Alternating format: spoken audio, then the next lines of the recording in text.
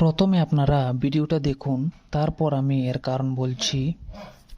ঘটনাটা শুনে আমি রীতিমতো চমকে উঠেছি। ভগবান শ্রীকৃষ্ণ পৃথিবীতে দ্বিতীয়বার জন্মগ্রহণ করে ফেলেছেন জন্মাষ্টমীর দিন। যেই তিথিতে ভগবান শ্রীকৃষ্ণ জন্ম নিয়েছিলেন, গত শনিবার জন্মাষ্টমীর দিন সেই তিথিতেই একটি ছোট্ট প্রাণ হাসপাতালে জন্ম নেয়। তার জন্মের সময় থেকে ডাক্তার এবং নার্সরা সেই বাচ্চাটিকে কৃষ্ণের সাজে সজ্জিত করে তার মায়ের হাতে তুলে দেয়। জানি না এটা কোন হাসপাতালের ঘটনা, তবে বিশেষ তিথিতে জন্মগ্রহণ করা মানুষগুলো পৃথিবীতে বিশেষ কারণের জন্যই আসে। হরে কৃষ্ণা।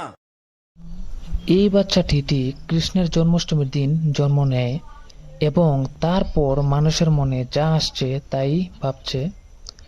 শ্রীমদ্ ভগবদ গীতা বলে, জন্ম, মৃত্যু আর জন্মকালীন পরিস্থিতি সবই কর্মফল ও ভগবানের ইচ্ছার অধীনে ঘটে। যদি কোনো শিশু কৃষ্ণ জন্মাষ্টমীর দিনে জন্ম নেয়, অনেকে এটাকে বিশেষ বা অলৌকিক মনে করে, কিন্তু গীতা শেখায় যে জন্মের সময় তারকা, তিথি বা নক্ষত্র সবই পূর্বজন্মের কর্মফল অনুযায়ী নির্ধারিত হয়। এখন আসল বিষয় হলো, সে শিশু পরে কেমন কর্ম করবে, কেমন চরিত্র গঠন করবে এবং ভগবানের প্রতি ভক্তি রাখবে। গীতায় 4.7 থেকে 8 পৃষ্ঠায় ভগবান কৃষ্ণ বলেছেন, তিনি যুগে অবতীর্ণ হন ধর্ম প্রতিষ্ঠার জন্য।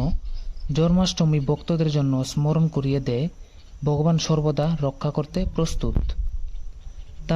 তাই শিশুটি কৃষ্ণ জন্মাষ্টমীতে জন্ম নেওয়া ভক্তিমূলক দিক থেকে শুভ লক্ষণ হতে পারে, কিন্তু তার জীবন কেমন হবে তা নির্ভর করে তার কর্ম, সংস্কার ও ভক্তির উপর। তাই ভুল কিছু না দেখে না বুঝে এমনটা ভাবা ঠিক নয়।